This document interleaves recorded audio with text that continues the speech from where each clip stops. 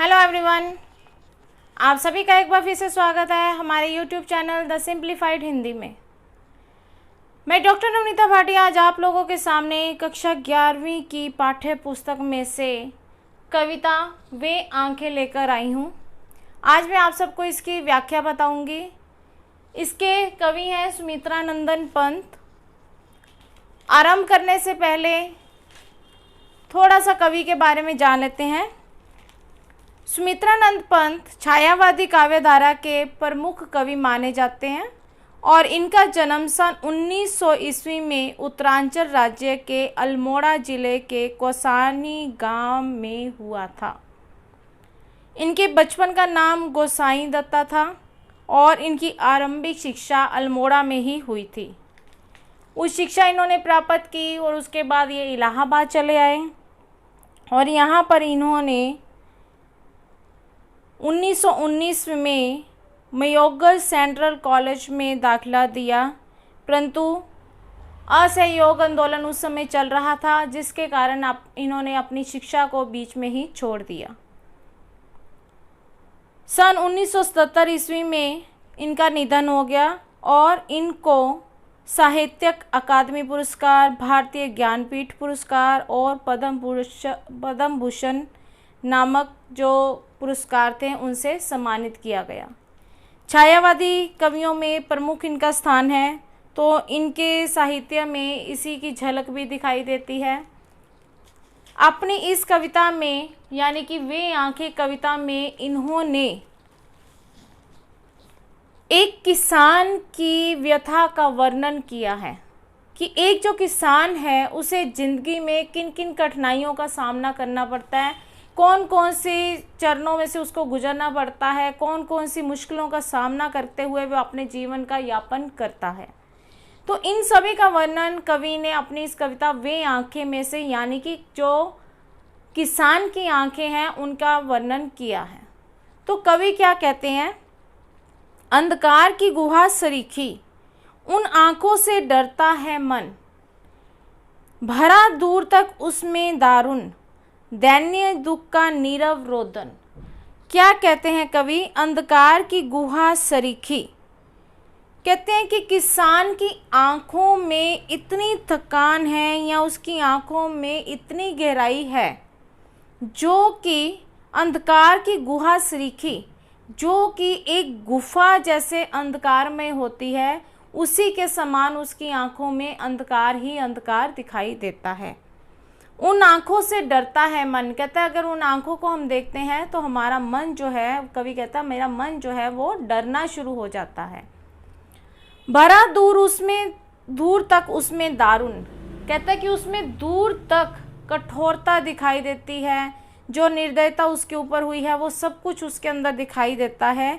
दैन्य दुख का नीरव रोदन, और उसकी आँखों में जो उसके साथ अत्याचार हुए हैं उनका जो दुख है, जो रोदन है वो सुनाई देता है, वो दिखाई देता है। ये स्वाधीन किसान रहा। किसान जो है वो हमेशा ही स्वाधीन रहा है, यानी कि अपने ही अधीन रहा है। वो उसका मान सम्मान इज्जत इतना मतलब अपना आत्मसम्मान उसके लिए बहुत मायने रखता है। अभिमान भरा आंखों में इसका, और किसान जो है उसकी आंखों में अभिमान दिखाई देता है। छोड़ उसे मझधार आज संसार कगार सदृश्य व खिसका। कहता आज जब किसान पर विपदा आई है, जब किसान पर मुसीबत आई है, तो उस समय जो किसान संसार का पालन करने वाला है, उसको अनाज देने वाला है, उसी किसान को विपदा में छोड़कर ये सारा जो संसार है वो एक किनारे की भांति अलग हो गया है। यानी कि हर एक इंसान ने उस किसान की मुसीबत में उसका साथ छोड़ दिया है। लहराते हुए खेत दृगों में हुआ बेदखल अब वह जिनसे। अब जिन खेतों, जो खेत हमेशा उसके थे और उन खेतों में लहराती हुई फसलों को वो देखता था, कहता है आज उसे उन्हीं खेतों में से उसे बेदखल कर दिया गया है, उसे अपने ही खेतों से अलग कर दिया गया है। हंसती थी उसके जीवन की हरियाली जिसके त्रिन त्रिन से।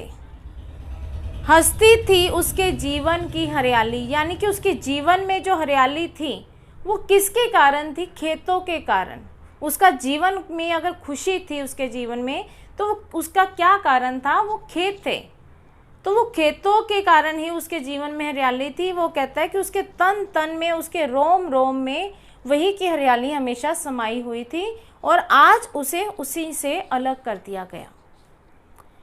आंखों में ही घूमा करता वह उसकी आंखों का तारा, कारकुनों की लाठी में जो गया जवानी में ही मारा। कितना दुख, कितनी व्यथा भरी हुई है किसान की इस बातों में। यानी कि कवि ने जो वर्णन किया है वहाँ से किसान का दुख कितना दिखाई दे रहा है कि कितना संघर्ष है उसके जीवन में, कितना उसमें दुख भरा हुआ है। कवि कहता है कि आंखों में ही घूमा करता वह उसकी आंखों का तारा। आंखों का तारा कौन होता है? जो हमारा बहुत प्यारा होता है, यानी कि किसान का बेटा। कहता किसान का बेटा जो है वो आज भी उसकी आंखों के आगे घूमता है। क्यों? क्योंकि वो कारकुनों की लाठी से जो गया जवानी में ही मारा। जिसे जवानी में ही जमींदार के जो लोग थे, उसके जो करिंदे थे, उन लोगों ने लाठियां मार मार कर उसको जवानी में ही मार दिया।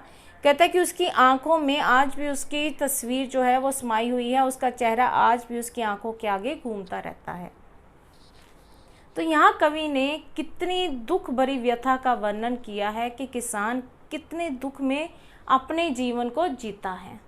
आगे कवि कहता है, बिका दिया घर द्वार महाजन में ना ब्याज की कोड़ी छोड़ी। कहता जिस महाजन से उसने पैसा उधार लिया था, उस महाजन में ने ब्याज वसूलने के नाम पर उससे उसका घर बार भी छीन लिया। यानी कि उसके घर बार को भी उसने बेच दिया ताकि वो महाजन का जो कर्जा है उसे चुकता कर सके। रह रहे आंखों में चुपती वह कुर्क हुई बर्दों की जोड़ी। बर्दों की जोड़ी यानी कि बैलों की जोड़ी। कहता कि आज भी उसकी आंखों में अपनी जान से प्यारी जो बैलें थी, उनकी जोड़ी को जो उसने बेच दिया, उस बैलों को जो बेच दिया, वो आज भी उसकी आंखों के आगे घूमती रहती हैं।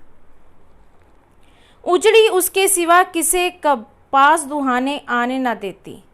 कहता वो बैलें भी ऐसी, वो गायें भी ऐसी हैं कि उन गायों को भी किसान से उतना ही प्रेम था, इसीलिए आज भी वह अपने आप को दुहाने के लिए किसी दूसरे को अपने पास आने नहीं देती है। यानी कि यहाँ पर किसान और बैलों के बीच में जो प्यार है उनका कवि ने बहुत अच्छा वर्णन किया है। आंखों में नाचा करती उजड़ गई जो सुख की खेती।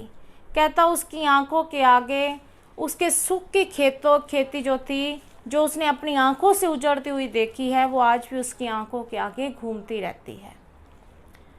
बिना दवा दर्पण के घरनी स्वर्ग चली आंखें आती भर। घरनी यानी कि उसकी पत्नी।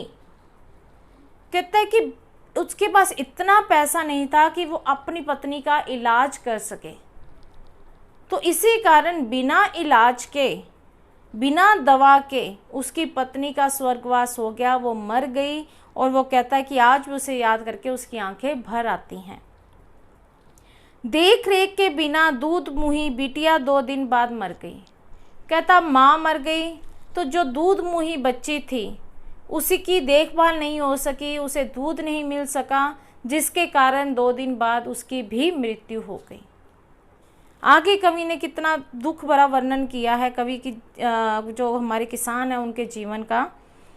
घर में विधवा रही पतोहू। पतोहू यानी पुत्र की पत्नी। घर में विधवा रही पतोहू लक्ष्मी थी यद्यपि पति घाती।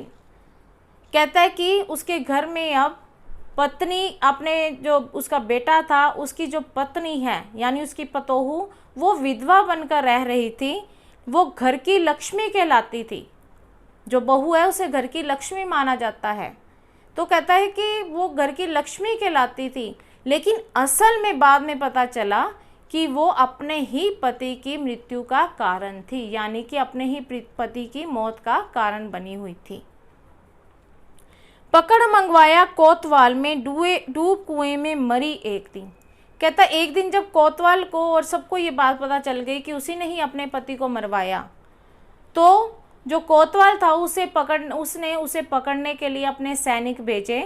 तो उनके डर से जो उसकी पतोहू थी उसने कुएं में जाकर छलांग लगा दी और वो भी मर गई।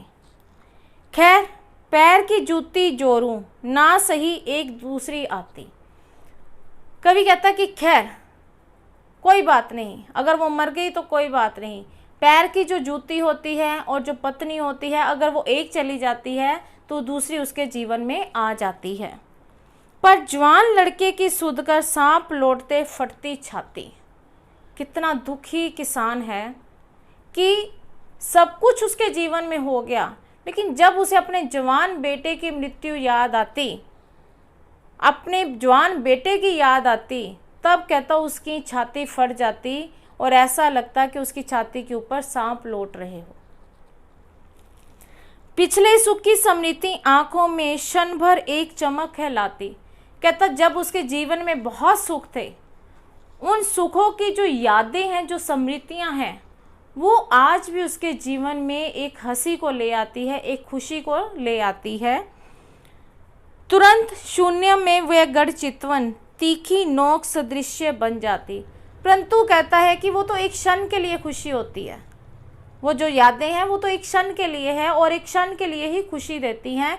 और कहता है तुरंत ही वो शून्य में गड़ जाती है, यानी कि वो ख़त्म हो जाती है, अंधकार में कहीं गुम हो जाती है और तीखी नोक सदृश्य बन जाती और वो एक पीड़ा देने वाली, तीखे चुभन से पीड़ा देने वाली बन जाती है और एकाएक वो गायब हो जाती है।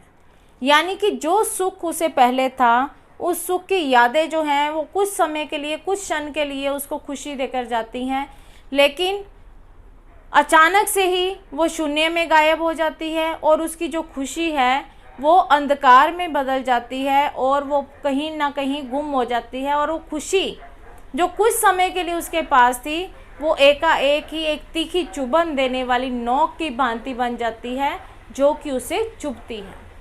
तो इस प्रकार कवि ने अपनी इस कविता वे आंखें में एक किसान के जीवन का बहुत ही मार्मिक और दुख भरे जीवन का वर्णन किया है कि किसान जो सारे संसार को पालता है, उसके जीवन में खुशियां कहाँ हैं? कहीं से भी उसको खुशियां नहीं मिल रही। वो खुश होकर अगर 2 पल भी अपनी ज़िंदगी में काटना चाहे तो वो भी उसे हासिल नहीं होता। उसका बेटा मर गया, उसकी पत्नी मर गई, उसके पास घर नहीं है रहने के लिए, जिन बैलों से वो खेती करता था बैल उसने बेच दिए, जो उसके पास खेत थे वो भी उसको बेदखल कर दिया गया। आज उसके पास क्या है? किसान के पास आज कुछ भी नहीं है सिवाय दुख के। तो इन्हीं दुखों का वर्णन की जो कवि हैं उन्होंने अपनी इस कविता में किया है और बहुत ही मार्मिक ढंग से, बहुत ही सुंदर ढंग से उन्होंने इसका वर्णन किया है। तो आशा करती हूँ कि आपको जो वे आंखें की व्याख्या मैंने बताई है वो आपको समझ में आई होगी। जितने भी कठिन शब्द हैं उनके अर्थ सामने दिए गए हैं ताकि आपको व्याख्या को समझने में कोई मुश्किल ना हो। अगर ऐसा है तो वीडियो को लाइक कीजिए, कमेंट्स कीजिए और वीडियो को अधिक से अधिक शेयर कीजिए ताकि दूसरे लोगों तक भी पहुंचे। सब्सक्राइब कीजिए चैनल को, दूसरों से भी करवाइए और बेल आइकन के बटन को दबाना मत भूलिए ताकि मेरी आने वाली वीडियोस भी आप लोगों तक पहुंचे। एक बार फिर से एक नई वीडियो लेकर आप लोगों के सामने आऊँगी। तब तक के लिए धन्यवाद।